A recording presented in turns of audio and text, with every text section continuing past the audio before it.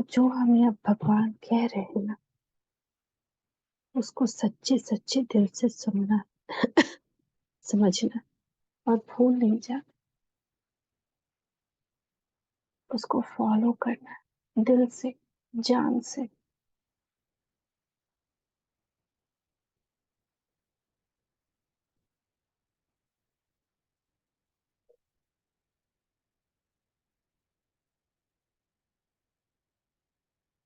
तो सुनते हैं आज की मीठी मुरली मीठे बाप दादा से।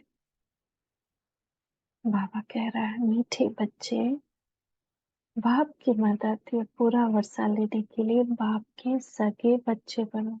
दुनिया में सब तो बाबा के बच्चे हैं ना, लेकिन बाबा का सगा बच्चा कौन है? जो ब्राह्मण बनने के बाद बाबा की श्रीमत पर एक्यूरेटली चलता है। कोई मनमत नहीं, कोई ऑप्शन नहीं कि बाबा ने 4 बात कही तो उसमें एक बात फॉलो करेंगे, क्योंकि बाकी 3 बात फॉलो करने में दुनिया मेरा साथ छोड़ दे। कोई साथ नहीं छोड़ सकता जब तक बाप साथ है। तो जो बिल्कुल निश्चय बुद्धि होकर चले, मेरी विजय निश्चित है, मैं बदलूंगी जब बदलेगा। कोई छोड़ेगा नहीं, सब साथ चलेंगे। हाँ, परीक्षा होगी, निश्चय बुद्धि की परीक्षा होगी। तो 4 बातें कही तो चारों फॉलो करनी। पवित्रता के किसी छोर को छोड़ना नहीं, नहीं तो सगे बच्चे नहीं हुए। जब बाप के सगे बच्चे नहीं हुए तो बाप वर्षा किसको देगा? सगे बच्चों को देगा ना। सगे अर्थात पूरा संन्यास कर पवित्रता की प्रतिज्ञा करो। बेहद का संन्यास, सतो प्रधान संन्यास, मन बुद्धि से संन्यास और संपूर्ण पवित्रता। कोई एक ऑप्शन नहीं दिया है कि तुम इसको छोड़ सकते हो, ये कर सकते हो। संपूर्ण पवित्रता, कोई भी फालतू की बात नहीं। वो बहुत ही बड़ी अपवित्रता है, किसी दूसरे की बात सुन रहे नहीं। शांत अंतर्मुखी काम कर रहे, हाथ बटा रहे, सब कुछ कर रहे और अच्छी अच्छी बातें कर रहे, ज्ञान की बातें। पुण्य भी बढ़ेगा, दूसरों का कल्याण भी होगा और मेरा विकर्म भी होने से बच जाएगा। खान पान की पवित्रता, अपने हाथ का बनाया हुआ खाना ही खाना, बिना लहसुन प्याज। संबंधों की पवित्रता, एक बाबा से संबंध, बाकी सबसे आत्मिक दृष्टि। सबको साथ रखना, सबकी सेवा करनी, लेकिन किसी में बुद्धि ना अटके। वो है संबंधों की पवित्रता, मन की पवित्रता, खान पान की पवित्रता। तो ये पूरी पवित्रता जब करेंगे तब बाबा के सगे बच्चे कहलाए। आज का प्रश्न है, बाप फुल रहम दिल है, कैसे? कौन सा रहम बच्चों पर सदा ही करते हैं? उत्तर है, कोई बच्चा कितना भी विघ्न डालता है। विघ्न कैसे डालता है? बाबा ने हमको चुना, हमको ब्राह्मण बनाया, सर्व शक्तियां दी, लेकिन जब हम उनके अनुसार नहीं चलते तो हम यज्ञ में विघ्न डालते। वो एक सबसे बड़ा अपराध है, जिसकी माफी भगवान नहीं देता है। अगर हम फिर भी उनकी बात नहीं मानते, उल्टे कर्म करते, जो बाबा ने कहा है वो नहीं करते, बट माया के वश होकर उल्टा कर्म करते हैं, लेकिन फिर भी अगर कोई भूल महसूस करता है तो आप उसे शरण ले कहते हैं, अच्छा फिर से ट्राई करो, ठीक है फिर से ट्राई करो, अगर इस बार सही हो गए तो बाबा तुमको सुखी बना देगा। तो अब गुणों को निकाल, गुणवान बनो। किसी पे भी चिड़चिड़ नहीं, क्रोध नहीं, एकदम रहम दिल, फुल रहम दिल, क्योंकि बाप भी फुल रहम दिल है। क्योंकि जानते बच्चे और कहाँ जाएंगे, सदा सुखी रहे, यही बाप की आशा। तो कोई भी माँ बाप से बेमुख हो जाता है बच्चा, फिर माँ बाप के पास आता है, तो माँ बाप फिर उसको अपना करके दूसरा चांस देता है ना। तो ये बेहद का बाप भी देता है, लेकिन कब तक देगा। अगर विनाश का बिगुल बज गया के बाद नहीं देगा, उसके बाद बाप अपना स्वरूप चेंज कर लेगा। ऑलरेडी आधा चेंज हो गया है। तुम्हारे बुलाने को जी चाहता है, ना बनाने को जी चाहता है। ओम शांति। मीठे मीठे बच्चे, तुम्हें गोप गोपियां भी कहा जाता है। हम ही वो गोप गोपियां हैं। सत्युग में गोप गोपियां नहीं होते, वहां तो राजधानी चलती है। गोप गोपियां संगम युग पर है, जबकि गोपी वल्लभ शिव आते हैं। वल्लभ बाप को कहा जाता है। बच्चे याद करते हैं कि बाबा फिर से आओ। सभी सेंटर्स के बच्चे होंगे, सबको पता है कि बाबा इस समय मुरली बजाता होगा। वह मुरली में टेप में भरती होगी, लिखते भी होंगे, लिथो होगी, फिर हमारे पास आएगी। हम धारणा करेंगे, फिर हम धारणा कराएंगे। यह सब समझते होंगे कि मधुबन में तो गोप गोपियां गोपी वल्लभ के सम्मुख सुनते होंगे। वही मुरली फिर हम 4-5 दिन के बाद सुनेंगे। पहले के जमाने में मुरली ऐसे नहीं, वहाँ उस समय ये इंटरनेट ये सब इतना नहीं था, तो मुरली 4-5 दिन बाद पहुंचती थी। तो सब इंतजार करते थे, तड़पते थे कि कब मुरली आएगी बाबा की, कब हम सुने। जो सेवा पे सेवाधारी मधुबन से इधर उधर जाते थे बच्चे, तो बिल्कुल तड़पते रहते थे कि कब हमको बाबा की मुरली मिलेगी। वही मुरली वो लोग 4-5 दिन बाद सुनते थे।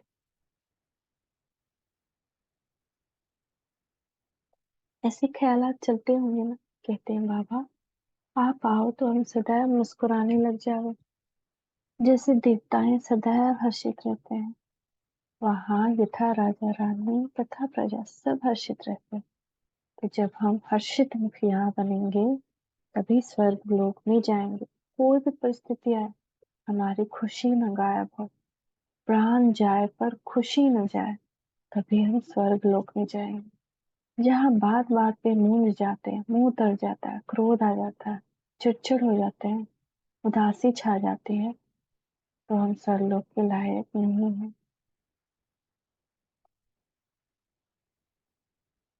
चाहे कुछ भी हो जाए ना, हर्षित रहना। दुख का नाम निशान नहीं रहता। हर्षित मुख कैसे रहते हैं? ज्ञान से, कि हमको जो मिलना था मिल गया, अब बाकी परीक्षाएं हैं, होने दो। बाबा साथ है तो परीक्षा में पास भी कर जाएंगे।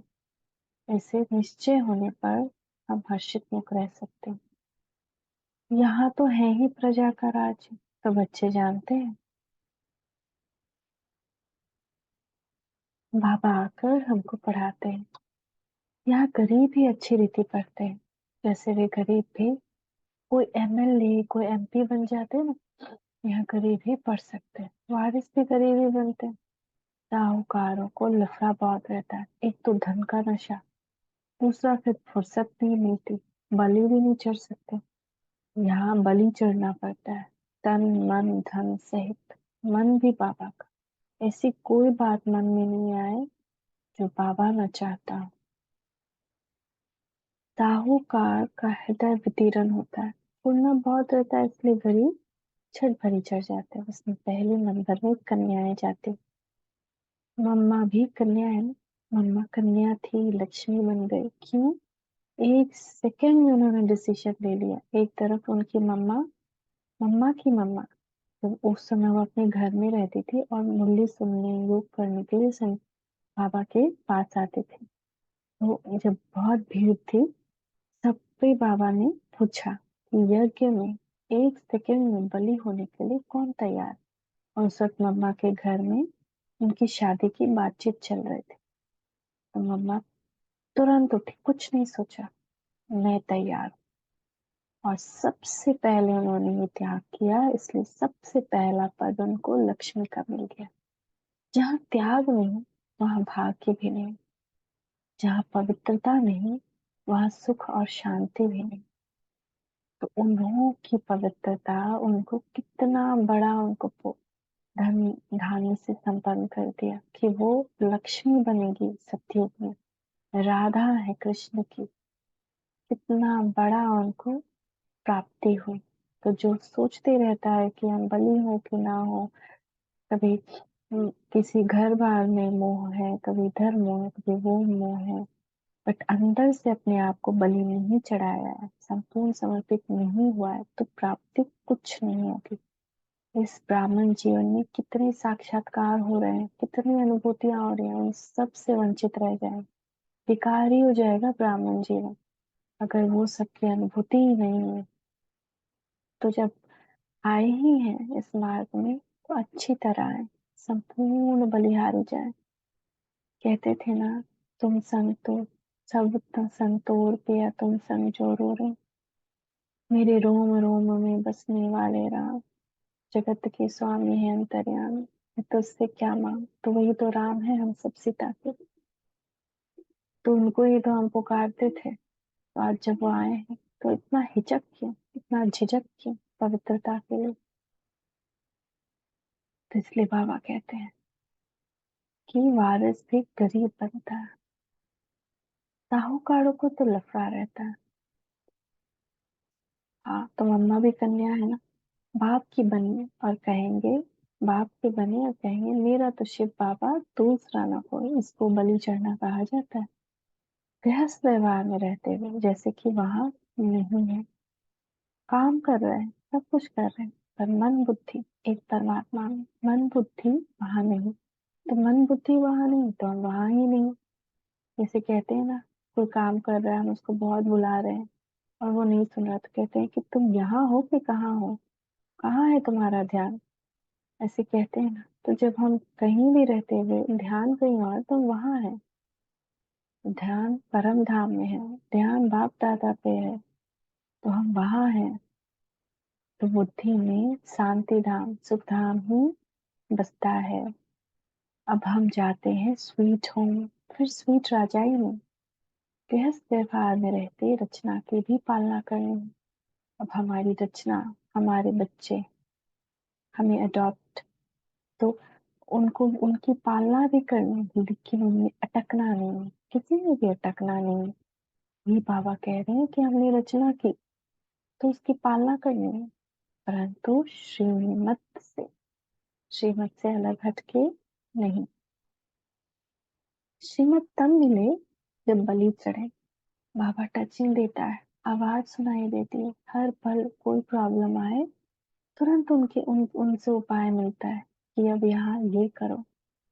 तो श्रीमत तब मिले जब बलि चढ़े, जब हमने अपने आप को समर्पित किया ही नहीं अंदर अंदर मन बुद्धि से, तो बाबा की मदद नहीं मिल सकती। परीक्षाएं तब भी आएंगी, बट मदद का एहसास नहीं होगा। मदद का एहसास तब हो जब हमारी आत्मिक दृष्टि हो जाए, आत्मिक स्मृति हो जाए, मन बुद्धि बाबा में हो। सर्वशक्तिमान के साथ योग लगाने से ही शक्ति मिलती है। योग यानी याद, जब हमारा याद सर्वशक्तिमान के साथ है तो उसकी सर्व शक्तियां हमें मिलने लगती हैं। बाप का नहीं बनते तो शक्ति नहीं मिलेगी। साफ साफ आज बाप कह रहे हैं, चाहे भक्ति कितनी भी कर लो, अगर बाप के नहीं बने, ज्ञान मार्ग पे सही से, श्रीमत से, पवित्रता से संपूर्ण बलि होकर के नहीं चले, तो शक्ति नहीं मिलेगी, विकार से मुक्त नहीं हो पाएंगे। काम क्रोध लोभ मोह अहंकार सताएगा, रुलाएगा। सगे और लगे होते हैं, उन सन्यासियों में भी सगे और लगे होते हैं। कोई तो घर बार छोड़ जा करके कफनी पहनते हैं, वह ठहरे सगे। कोई कोई फॉलोअर्स होते हैं। तो जो रजो प्रधान सन्यास है दुनिया में, उसमें भी देखिए तो दो तरह के फॉलोअर्स होते हैं। एक तो जैसे मान लीजिए कोई सन्यासी है तो एकदम संपूर्ण समर्पित हो जाते हैं, कुछ फॉलोअर्स उनके पास ही जाकर रहने लगते हैं, और कोई कोई घर में ही बैठे बस उनकी प्रवचन सुनते हैं, तो उनको कहते हैं सौतेले। सगे नहीं कहें, तो प्रवचन सुना और फिर चले गए अपने दुनियावी संसार में, तो सौतेली बाबा उनको कह रहे हैं। उन्हें फिर वर्षा मिल न सके क्योंकि अपवित्र रहते हैं। यहाँ भी कोई तो सगे हैं, जो पवित्रता की राखी बांधते हैं। अब यहाँ सभी कौन है? जो बाबा ने कहा वो एकदम अपनाया, ऑप्शन नहीं कि इसमें से एक अपनाओ दूसरा नहीं। पवित्रता की राखी बांधते हैं, गृहस्थ व्यवहार में रहते हुए कमल फूल समान पवित्र रहते हैं, आत्मिक दृष्टि से एक दूसरे को देखते हैं, चाहे वो पति हो, बच्चा हो, माँ हो, बाप हो, सबको आत्मिक दृष्टि से देख रहे हैं। उन्हें ही बाबा सगे कह रहे हैं। बाकी जो पवित्र नहीं रहते उनको सगे नहीं कह सकते। यह है राजयोग द्वारा संन्यास, और वो होता है हठ योग द्वारा संन्यास।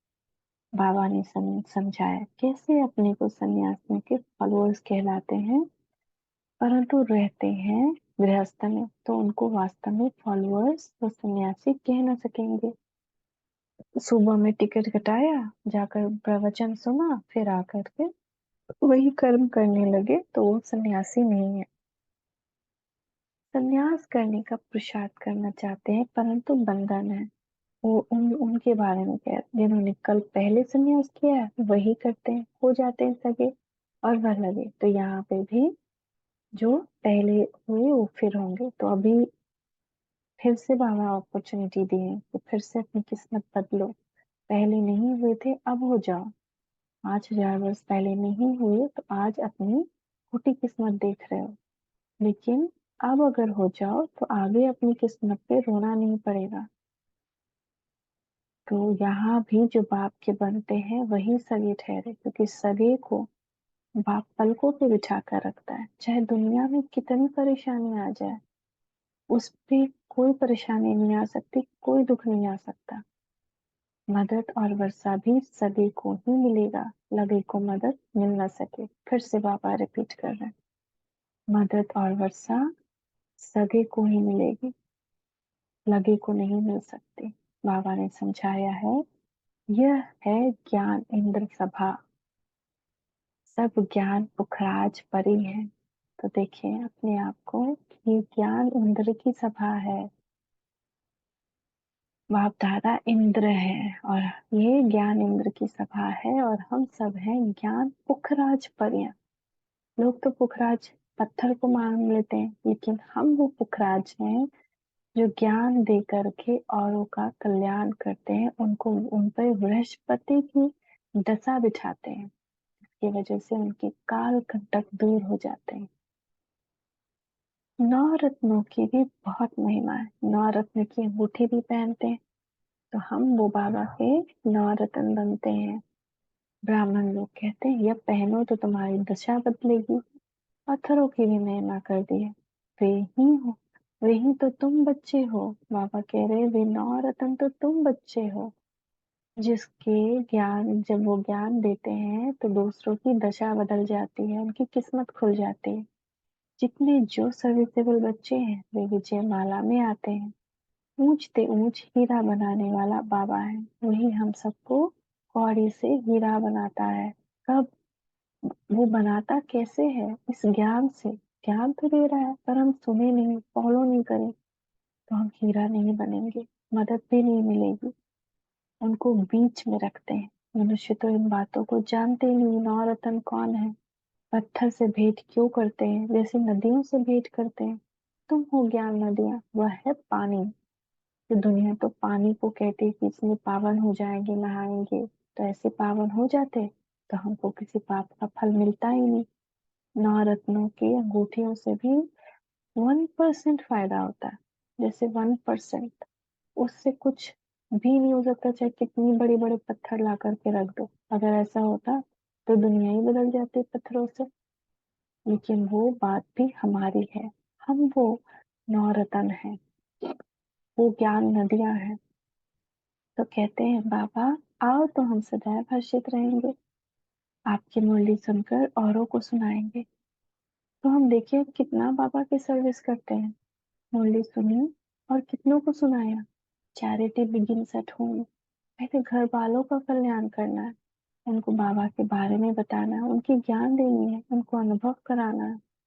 फिर उनके अंदर भी कोई कमी कमजोरी नहीं रह जाएगी। पांचों विकार दुम दबा कर भागेंगे। फिर हाँ, प्रिंस प्रिंसेस बन रत्न जड़ित मुरली बजाते हैं। स्वर्गलोक में मुरली, कौन सी मुरली होती है? स्थूल मुरली होती है। वहां पे रत्न जड़ित स्थूल मुरली होती है। तो वहां जब हम प्रिंस प्रिंसेस बनते हैं तो स्थूल मुरली बजाते हैं। स्थूल मुरली क्यों बजाते हैं? वो मुरली क्यों दिखाते हैं वहां? क्योंकि वहां कहते हैं ना, ये देखो, ये तो सुख चैन की बंसी बजा रहा है। तो सुख चैन की बंसी बजा रहा है, इसलिए वो मुरली दिखाते हैं। ऐसे नहीं कि वहां कोई मुरली बजाते ही रहता, मुरली बजाना है नहीं, वहां सुख चैन शांति है।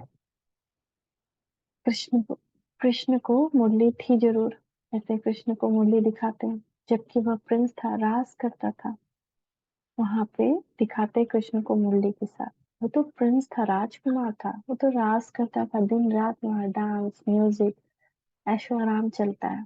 बाकी ज्ञान मुरली सुनाना या बजाना तो ज्ञान सागर का ही काम है। तो ये जो रियल मुरली है, जिससे सब मंत्र मुग्ध हो जाते हैं, जिससे गोपियां गोपी वल्लभ की तरफ खींची चली आती है, वो ये ज्ञान मुरली है। गोप गोपियां हम और गोपी वल्लभ शिव। वह ज्ञान मुरली बाप आकर चलाते हैं। ज्ञान की बात यहाँ ही होती है, वहाँ ज्ञान की कोई बात नहीं। वहाँ स्कूल कॉलेजेस में भी ज्ञान नहीं पढ़ाया जाता, सिर्फ भाषा का सब्जेक्ट होता है। भाषा पढ़ाई जाती है बस, पढ़ाई भी इतनी नहीं होती। क्योंकि बुद्धि में ज्ञान होता है। ज्ञान से क्या, ज्ञान क्या होता है? ज्ञान जिससे कि हम अच्छे बने। कहा जाता है ना, पढ़ोगे लिखोगे बनोगे नवाब। तो पढ़े लिखेंगे अब भी अगर हम, तभी हम नवाब बनेंगे। और माया से खेलते रहेंगे तो खराब ही रहेंगे। तो अब भी की ये बात है सारी बात। अब मुरली बजाने वाली तुम बच्चियां हो। उसके बाद जब हम मुरली बाबा की सुनाते हैं तो हम वो है। सत्युग में त्रिकालदर्शी पने का ज्ञान नहीं होता। अभी हम त्रिकालदर्शी हैं, आदि मध्य अंत को जानते हैं। वहाँ ये ज्ञान नहीं होता। वहाँ कृष्ण बने, नारायण बने। उसके बाद जब नेक्स्ट नारायण आए तो लोग जानते हैं, अच्छा अभी एक नारायण होकर गुजरे हैं, अभी ये दूसरे नारायण बने, नारायण टू आए। तो इतना जानते हैं, लेकिन ये नहीं जानेंगे क्या आगे नारायण थ्री भी आएंगे, फोर भी आएंगे, फाइव भी आएंगे। और पास्ट भी नहीं जानते कि वो पहले ब्राह्मण थे। तो पास्ट फ्यूचर नहीं जानते, बस प्रेजेंट को जानते हैं, थोड़ा सा पास्ट को जानते हैं, इमीडिएट पास्ट को जो तुरंत गुजरा है। लेकिन ये वाले पास्ट को कि उन्होंने ज्ञान लिया और तब वो ऐसे बने, ये नहीं जानते। ये त्रिकालदर्शी करना अब भी होता है। वहाँ यह नॉलेज प्राय लोप हो जाती है, परंपरा नहीं चल सकती, पीछे तो होती है प्रारब्ध। अभी जो हम ज्ञान लेते हैं उसका सुख मिलता है हमें बाकी जन्मों में। यही एक ज्ञान है जो हमें कमाई कराती है। 5,000 जन्मों ज्ञान एक ही बार मिलता है। अभी तुम 21 जन्मों के लिए प्रारब्ध पा रहे हो। प्रारब्ध मिलेगी तो फिर तो बाबा भी परम धाम में जाकर बैठ जाते हैं। जब हम ये ज्ञान ले लेंगे, बाबा रच देंगे, हम लोग उस योग में चले जाएंगे, तो फिर परम धाम में जाकर शिव बाबा बैठ जाएंगे। तुमको ज्ञान योग बल से विश्व का मालिक बनाकर हम वाणी से परे हो बैठ जाते हैं। बाबा कह रहे हैं, तुमको ज्ञान योग बल से विश्व का मालिक बनाकर हम उस धाम में, जो वाणी से परे धाम, शांति धाम है, उसमें जाकर बैठ जाते हैं। फिर वहां मेरे को कोई नहीं जानते। मुझ रचयिता और मेरी रचना को कोई जान नहीं सकते। इस दुनिया में भगवान को कोई नहीं जान सकता, सिवाय कि बाप खुद आकर बताए कि मैं ये हूँ।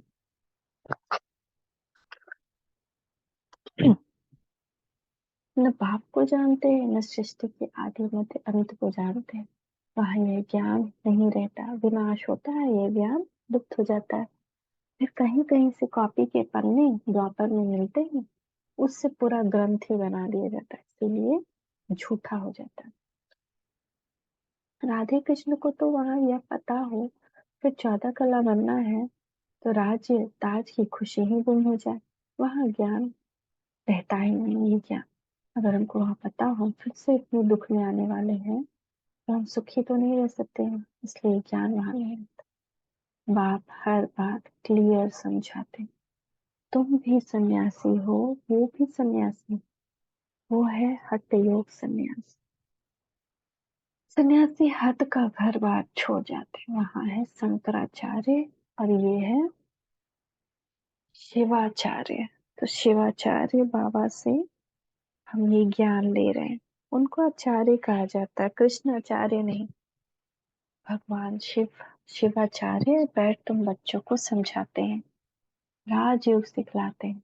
वह हठ योगी है, राजयोग सिखला ना सके। दुनिया में शंकराचार्य जैसे हैं, वो हठ योगी है, वो राजयोग नहीं सिखा सकते। वो बेहद का संन्यास नहीं करा सकते। वो पवित्रता की इतनी कड़ी धारणा नहीं करवा सकते। यह बेहद का बाप ही सत्यों का राज्य प्राप्त कराने राजयोग सिखलाते हैं। तुम अब बाप के पास आए हो, वे जन्म बाई जन्म संन्यास लेते हैं।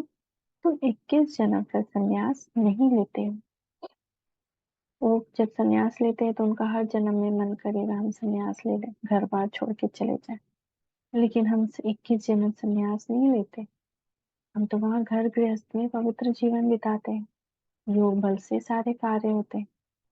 तुम जानते हो यह पुरानी दुनिया है, हम इसको ठोकर मारते हैं।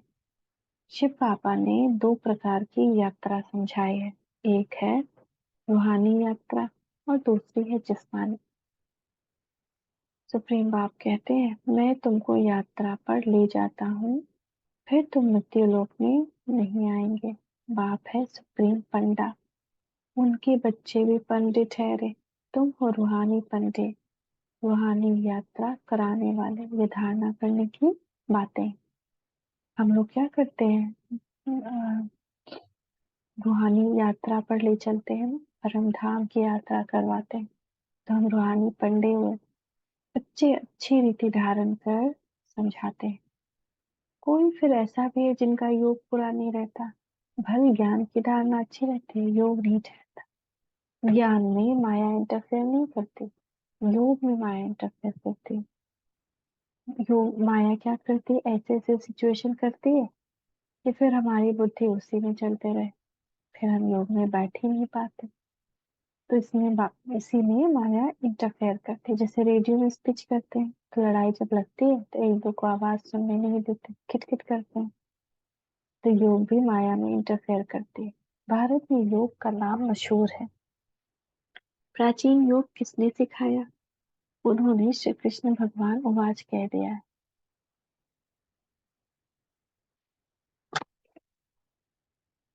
श्री कृष्ण तो सत्युग में है, फिर उनका नाम रूप देश काल बदलते रहते हैं। यह है अंतिम जन्म। वह था अंतिम जन्म। ब्रह्मा बाबा श्री कृष्ण जो थे सत्युग में, फिर वो फर्स्ट राम बनते हैं। पहले फर्स्ट नारायण बनते हैं, फिर फर्स्ट राम बनते हैं, फिर फर्स्ट विक्रमादित्य राजा बनते हैं। तो उनका हर जगह नाम रूप, हर किसी का हर जन्म में नाम रूप देश काल सब बदलता रहता है, एक नहीं रहता। इवन घर एक नहीं रहता, संबंध एक नहीं रहते, आत्माएं एक नहीं मिलती, अलग अलग आत्माओं के साथ अलग अलग रोल निभाते हैं। जैसे एक मूवी में एक ही हीरो हीरोइन एक ही साथ हर बार तो रोल नहीं करते हैं ना। मैं एक बार किया, दो बार किया, लेकिन फिर किसी और के साथ करना ही है, एक ही साथ नहीं कर सकते। अलग अलग मूवी बनती है। ऐसे ही अलग अलग जन्म में अलग अलग आत्माओं के साथ अलग अलग हम रोल निभाते हैं। तो अपने आप को ऐसे देखना है कि हम यहाँ रोल निभा रहे हैं, और जो हो रहा है उसको साक्षी भाव से देखें। सब कुछ बाबा को सौंप दें। ये बच्चे तुम्हारे हैं, को संभालो। और अगर हमारी धारणा पक्की है, अगर हम श्रीमत पर पक्के पक्के चलते हैं, तो हमारे एक आवाज पे दौरा चलाता है बाबा। फिर उनमें बाप प्रवेश कर उनको ये बना रहे हैं। अब उनके अंतिम जन्म में शिव बाबा प्रवेश करते हैं, फिर उनको ब्रह्मा बनाते हैं, उनके मुख से फिर ब्राह्मण बनते हैं। जो ब्राह्मण बनते हैं वही देवता बनते हैं। ब्राह्मण तो फरिश्ता, सो देवता। जो ब्राह्मण से फरिश्ता बना, यानी हर संबंध से न्यारा, बिल्कुल लाइट, माइंड बिल्कुल लाइट, और देह से भी न्यारा, तो देह से भी बिल्कुल लाइट हो जाता है। तो फरिश्ता, ब्राह्मण सो फरिश्ता सो देवता। फरिश्ता नहीं बना तो देवता भी नहीं, ब्राह्मण नहीं बना तो भी देवता। ब्राह्मण देवता बनने के लिए ब्राह्मण भी बनना है, फरिश्ता भी बनना है। फिर क्षत्रिय तो वैश्य तो शूद्र बनते हैं। फिर जो क्षत्रिय रहते हैं वो फिर वैश्य में आना ही है उनको। देवता के बाद कौन सा वर्ण आता है? राम। राम और सीता का क्षत्रिय वर्ण। फिर उसके बाद द्वापर में वैश्य वर्ण और कलयुग में शूद्र वर्ण। तो ऐसे हमारा घूमता है चक्र। बाप बैठ समझाते हैं, मैं जो भी तुमको नॉलेज देता हूँ वह प्राय लोप हो जाता है, इस द्वारा सुनाता हूँ। तो पहला नंबर, नदी, ब्रह्मा। मेला लगता है ना ब्रह्मपुत्रा पर और सागर पर। तो ब्रह्मपुत्रा का सागर पे जहाँ मिलन होता है, गंगा सागर कहते हैं शायद। यह ब्रह्मपुत्रा है बड़ी नदी, जो धारणा करके कराते हैं। बरोबर भगवान रूप बदल कर आया है। जो निराकार रूप है वह बदल कर साकार में आते हैं। ब्राह्मणों का सबसे ऊंच कुल है। ब्रह्मा बाप ब्रह्मा मुख कमल द्वारा ब्राह्मण को ज्ञान दे देवी देवता धर्म की और क्षत्रिय धर्म की स्थापना करते हैं। तो बाकी धर्म जो है वो मनुष्य आत्माएं, पवित्र आत्माएं स्थापित करती हैं। और बाप जो है वो देवी देवता धर्म, ब्राह्मण धर्म और क्षत्रिय धर्म, तीन धर्मों की स्थापना करते हैं। सत्युग त्रेता में और कोई धर्म होता ही नहीं, कोई भी धर्म नहीं होता। अब स्थापना हो रही है, राधे कृष्ण जो है वही लक्ष्मी नारायण बनते हैं। जिन्होंने भी पढ़ाई की है वह सत्युग में तो जरूर आएंगे, क्योंकि अविनाशी ज्ञान का विनाश नहीं होता। तो जिन्होंने भी थोड़ी भी पढ़ाई की है जरूर सत्युग में आएंगे, क्योंकि ये ज्ञान अविनाशी है। इसका विनाश नहीं होता, ये हमारे अंदर रहता है और हमें प्रारब्ध दिलाता है। प्रजा तो बहुत बनती है ना, कोई चले जाते हैं फिर चक्कर लगा कर आ जाते हैं। कई लोग तो ज्ञान छोड़कर चले जाते हैं, फिर इधर उधर चक्कर लगाते हैं, फिर आते हैं। जाएंगे कहाँ? क्षमा तो एक ही है, परवाने अनेक है, तो क्षमा पर आते रहेंगे। भागंती हो जाने वाले भी आएंगे। सतगुरु की निंदा कराई है फिर भी बाबा के पास आते हैं तो समझाया जाता है, फिर से तुम यह ज्ञान उठा सकते हो। वह फील करते हैं बरोबर हमारी ही भूल है, तो उनको भी शरण लेना पड़ता है, फिर उनकी भी सेवा करेंगे। अंत तक फुल रहम करना है, कितना भी विघ्न डालते हैं फिर भी कहते हैं भल आओ ट्रायल करो, मना नहीं है। बाप है ही फुल रहम दे, तुम उनके बच्चे हो ना। तो पाप कर्म करके आते हैं तो फिर से उनको बाबा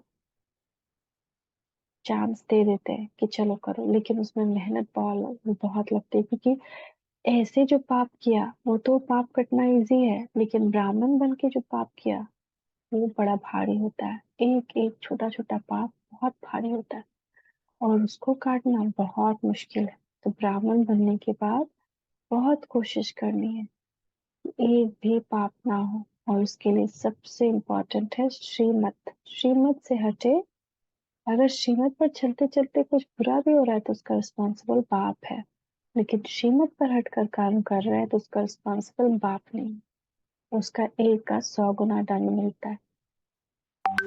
तो बाबा कह रहे हैं कि गुणवान बनाना चाहिए, गुण को निकाल गुणवान बनाना चाहिए। शरण में आते तो फिर उठाना है, माया ने भटकाया है, ऐसे करते हैं बाप। बाप कभी दुश्मन नहीं बन सकता। बेहद का बाप कहेंगे कि बच्चे सुखी रहो, रहम आता है, कहाँ जाएंगे, और तो कोई जगह है नहीं जहाँ बाप से वर्षा ले सके। बाप सब बातें समझाते हैं। बहुत नहीं धारण करते तो फिर थोड़ा ही सही, अच्छा मन मना भव, बाप की याद में रहो। आत्मा का स्वधर्म है शांत। तो बाबा कह रहे हैं अटेंशन प्लीज, सावधान, अपने बाप को याद करो। बाप को याद करने से वर्षा जरूर याद आएगा। ऐसे हो नहीं सकता कि वर्षा याद ना आए। बाप और वर्षे को याद करने से तुम जीवन मुक्त बनते हो। तो बाबा बहुत स्ट्रिक्टली कह रहे हैं टेंशन प्लीज, सावधान। कितनी सहज बात है, नाम ही रखा है सहज याद योग। योग कहने से ही मूंझते हैं, ये तो बाप को याद करना है। बाप कहते हैं अरे बच्चे, तुम बाप को भूल जाते हो। जिस बाप से हीरे जैसा जन्म मिला तुम उनको भूल जाते हो। लेकिन बाप को कब भूलते, लौकिक बाप को कब भूलते हो? हाँ, जो तुमको इतना देता है उसको भूल जाते हो। और लौकिक बाप जो तुमको पतित बना दिया उसको नहीं भूलते हो। तो बाप को भुला दो वर्षा गुम। अपने को आत्मा निश्चय कर बाप को याद करना है। आत्माभिमानी बदले देह अभिमानी बनने से धोखा खाते हैं। सन्यासियों का है निवृत्ति मार्ग। भारत पतित बनना शुरू हो जाता है तो यह आकर मरम्मत करते हैं। अपवित्र बनने से थामते हैं, रोकते हैं। सन्यासियों का रोल है कि जब भी वो संन्यास लेकर थोड़ी भी पवित्रता धारण करते हैं तो वो भारत को थामने में, धरती को थामने में मदद करता है। उनकी प्योरिटी में ताकत रहती है। प्योरिटी है तो पीस प्रॉस्पेरिटी है। कन्या भी पवित्र है, सब तो उनको माथा टेकते हैं। देवताएं पवित्र हैं तो सब उनका माथा टेकते हैं। सत्य में माथा टेकने की बात नहीं, क्योंकि सब पवित्र है। अपने दर्पण में देखना चाहिए कि हमने हमारे में कोई भूत तो नहीं। काम, क्रोध, लोभ, मोह, अहंकार कोई भूत तो नहीं। लायक बने हैं लक्ष्मी नारायण को वरने के। अपने को लायक बनाना है। तुम बच्चे जानते ऊंचते ऊंच है शिव बाबा, ब्रह्मा विष्णु शंकर और लक्ष्मी नारायण आदि सबसे शिव बाबा ऊंच है। एक शिव बाबा ही हीरे जैसा है। बाकी इस समय सब तमो प्रधान कौड़ी जैसे। महिमा सारी एक ही बाप की है। सारी सृष्टि को स्वर्ग बनाना यह बाप का ही काम है। अच्छा, मीठे मीठे सिकिलते बच्चों प्रति बाप दादा, माता पिता बाप दादा का याद प्यार। Good morning. रूहानी बाप की रूहानी बच्चों को नमस्ते। रूहानी बाप की रूहानी बच्चों की रूहानी माता पिता बाप दादा को गुड मॉर्निंग, शुक्रिया, नमस्ते बाबा, नमस्ते, शुक्रिया बाबा, शुक्रिया।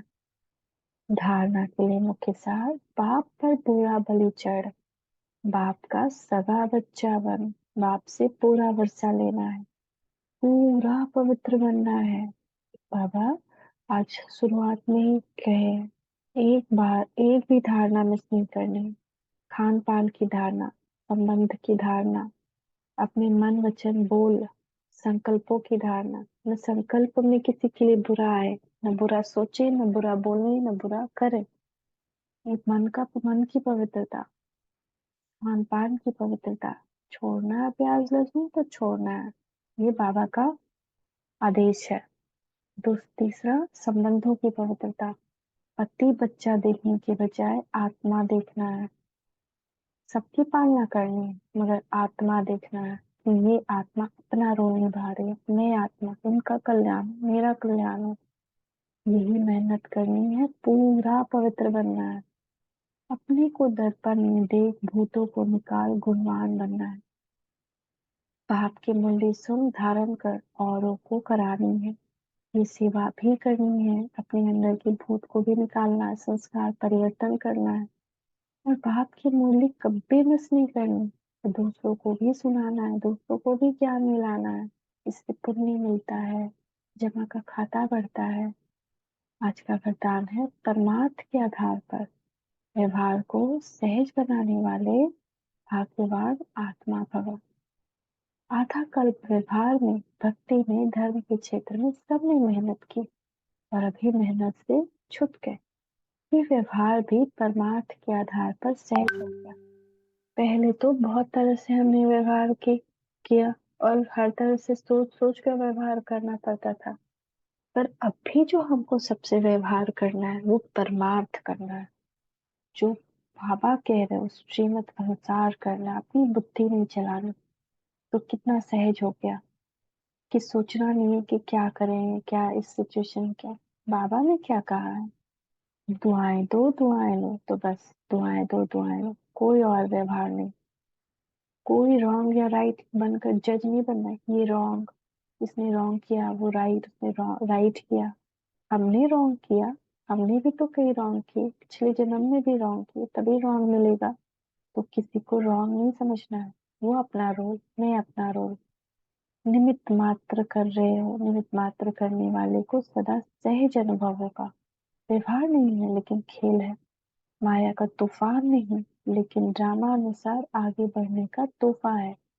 कोई भी परिस्थिति आ रही है तो वहाँ व्यवहार नहीं, किसी का खराब व्यवहार है या खराब कर्म है तो वो माया का तूफान नहीं बल्कि ड्रामा के अनुसार मुझे अपने पिता के और करीब ले जाने का एक तोहफा है। क्योंकि जब दुःख बढ़ता है तो भगवान को याद ज़्यादा आती है, तो मेहनत छूट गई ना।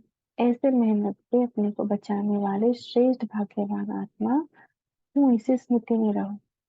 जो भी तूफान आए, सहन शक्ति मेरी बढ़ रही है। मेरी अपने आप को देखना है, दूसरों की गंदगी को नहीं। दूसरे बहुत महान है, क्योंकि वो आपके लिए त्याग कर रहे हैं, आपको महान बनाने के लिए खुद बुरे बन रहे हैं, तो उनको कितना महान समझना चाहिए। तो हम अगर उनकी बुराई देख रहे हैं तो हम गंदे हुए, क्योंकि हमने उनके त्याग को नहीं देखा, उनके रोल को नहीं देखा, उनको आत्मा नहीं देखा, बट बस उनके बाहरी कर्म को देख कर के उनको गंदा गंदा बोलते रहे।